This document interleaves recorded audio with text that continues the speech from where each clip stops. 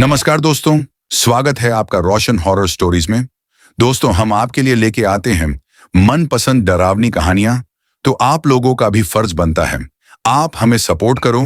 बस आपसे एक लाइक और एक सब्सक्राइब, क्योंकि आपके लाइक और सपोर्ट को देखकर हमें प्रोत्साहन मिलता है। तो दोस्तों, सब्सक्राइब जरूर करें, जिससे हमारी कहानी सबसे पहले आप तक पहुंचे। लाइक करो, शेयर करो और कमेंट में लिखे मैं तैयार हूं अगली कहानी के लिए, क्योंकि यहाँ हर कहानी सिर्फ सुनी नहीं जाती, महसूस की जाती है। तो दोस्तों, शुरू करते हैं आज की कहानी। कभी भी रात के 12 बजे के बाद आईने में मत देखना, दादी हमेशा यही कहती थी। बचपन में मैं हंस देता था, पर अब जब सब खत्म हो चुका है तो समझ में आता है कि वो मजाक नहीं कर रही थी। मेरा नाम अर्जुन है। मैं दिल्ली में नौकरी करता था, लेकिन पापा की मौत के बाद गांव लौटना पड़ा। हमारा पुश्तैनी घर 80 साल पुराना था। ऊंची छतें, लकड़ी के दरवाजे और हर कमरे में लगे पुराने आईने। दादी कहती थी, ये आईने घर की आत्मा हैं, इन्हें कभी हटाना मत। शुरू शुरू में सब सामान्य था, लेकिन तीसरी रात कुछ ऐसा हुआ जिसने मेरी जिंदगी बदल दी। रात के करीब 12:45 पर मैं जागा। कमरे में सन्नाटा था, लेकिन लगा किसी ने धीरे से मेरा नाम पुकारा। अर्जुन। मैंने सोचा हवा की आवाज होगी, फिर वही आवाज, अर्जुन इधर देखो। मेरे सामने दीवार पर लगा लंबा आईना था। आईने में मैंने देखा, मेरा प्रतिबिंब मुस्कुरा रहा था, लेकिन मैं नहीं मुस्कुरा रहा था। मेरे पूरे शरीर में सिहरन दौड़ गई। मैंने तुरंत चादर ओढ़ ली और आंखें बंद कर ली, पर आईने में वो दूसरा अर्जुन अब भी मुस्कुरा रहा था। और अगली सुबह आईने के किनारों पर उंगलियों के निशान थे, जैसे किसी ने अंदर से कांच को छुआ हो। सुबह मैंने ये बात दादी को बताई। उनका चेहरा सफेद पड़ गया। वो बोली, तुमने आईने में रात को देखा? हाँ, बस एक पल के लिए।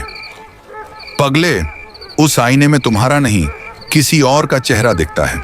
वो तुम्हें बुलाता है ताकि तुम उसकी जगह वहां फंस जाओ। मुझे लगा दादी अंधविश्वास में फंसी हैं, लेकिन अगले कुछ दिनों में घर में चीजें बदलने लगीं। आईने में छायाएं दिखती, पानी अपने आप बहता और कभी कभी आवाजें आती, मुझे आजाद करो। एक दिन मैंने पुराने ट्रंक में कुछ खोजते हुए एक तस्वीर पाई। उसमें मेरे जैसे दिखने वाला एक लड़का था, लेकिन पीछे लिखा था, अर्जुन 1956। मैं तो 1997 में पैदा हुआ था। फिर ये कौन था? दादी ने बताया, वो तुम्हारे दादा का जुड़वा भाई था, अर्जुन, पर वो बचपन में गायब हो गया था, आईने में। मैंने हंसते हुए कहा, दादी कोई आईने में कैसे गायब हो सकता है? लेकिन उसी रात जब मैंने फिर वही आईना देखा, उसमें वही लड़का खड़ा था, मुस्कुराता हुआ। उस रात बिजली चली गई। कमरा काला था, लेकिन आईने में हल्की नीली रोशनी चमक रही थी। किसी ने धीरे से कहा, बस एक बार देखो अर्जुन, मैं तुम्हारा इंतजार कर रहा हूं। मेरे पैर अपने आप आगे बढ़े, जैसे किसी ने खींच लिया हो। आईने के सामने पहुंचा तो देखा, अंदर एक दूसरी दुनिया थी। नीले आसमान की जगह अंधेरा था, जमीन पर धुंध, और वहां वही लड़का खड़ा था। उसने कहा, तुम्हें मेरी जगह लेनी होगी, तभी मैं बाहर जा सकता हूं। मैं चिल्लाया, तुम कौन हो? वो हंसा, तुम्हारा आईना। इतना कहकर उसने हाथ बढ़ाया और आईने से बाहर निकलने लगा।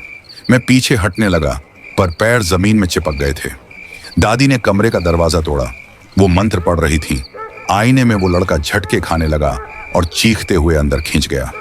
आईना फिर से सामान्य हो गया, लेकिन मेरे हाथ पर नीले निशान रह गए, जैसे किसी ने पकड़कर खींचा हो। दादी ने कहा, वो गया नहीं, अब वो तुम्हारे अंदर है। उस रात मुझे सपने में वही लड़का दिखा। उसने कहा, अब बारी तुम्हारी है अर्जुन, धीरे धीरे तुम ही मैं बन जाओगे। अगले कुछ दिनों में मुझ में बदलाव आने लगे। मेरा चेहरा कुछ कुछ बदल रहा था। माँ कहती, बेटा तेरी आंखें पहले जैसी नहीं रही। मैं गुस्सा करने लगा। रातों को नींद नहीं आती। आईने में देखता तो लगता मेरा चेहरा किसी और का है।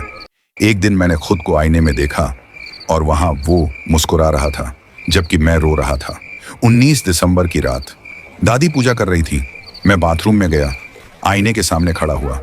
अब डर नहीं लग रहा था, बस एक अजीब सुकून था। आईने में मैंने देखा, वो लड़का अब पूरा मेरे जैसा बन चुका था। उसने कहा, अब तुम तैयार हो? आईना अचानक लाल चमकने लगा। मैंने चिल्लाने की कोशिश की, पर आवाज बाहर नहीं निकली। धीरे धीरे सब धुंधला हो गया। सुबह दादी ने दरवाजा खोला तो मैं बाथरूम में खड़ा था, मुस्कुराता हुआ। लेकिन अब मेरी आंखें नीली थीं, मेरी आवाज भारी थी। मैंने कहा, दादी सब ठीक है? अब अर्जुन चैन से है। और जब वो कमरे से बाहर गईं, तो मैंने आईने में देखा, वो दूसरा अर्जुन अब अंदर फंसा हुआ था और मैं बाहर। मैं दिल्ली वापस आ चुका हूं। लोग कहते हैं मैं पहले जैसा नहीं रहा। रात को जब मैं मोबाइल कैमरे से सेल्फी लेता हूं, तो पीछे हमेशा एक अतिरिक्त परछाई दिखती है, कभी मुस्कुराती, कभी देखती हुई। कभी कभी वो फुसफुसाती है, तू बाहर है, लेकिन असली अर्जुन अब भी अंदर फंसा है। और जब भी कोई मुझसे पूछता है, तेरे कमरे में इतने आईने क्यों हैं, तो मैं बस मुस्कुरा देता हूं, क्योंकि सच्चाई ये है, अब वो मुझे छोड़कर किसी और को ढूंढ रहा है। तो दोस्तों, ये थी आज की कहानी। दोस्तों, अगर आपको हमारी कहानी पसंद आई हो, हमारे चैनल को लाइक और सब्सक्राइब करना मत भूलिए। और हाँ, कमेंट में बताइए हमारी कहानी कैसी लगी और आप अगली बार किस डरावनी कहानी को सुनना चाहेंगे। याद रखिए, डर हमेशा आपके करीब होता है और हम लाएंगे उसे आपके सामने। धन्यवाद और मिलते हैं अगली कहानी में। तब तक के लिए डरते रहिए।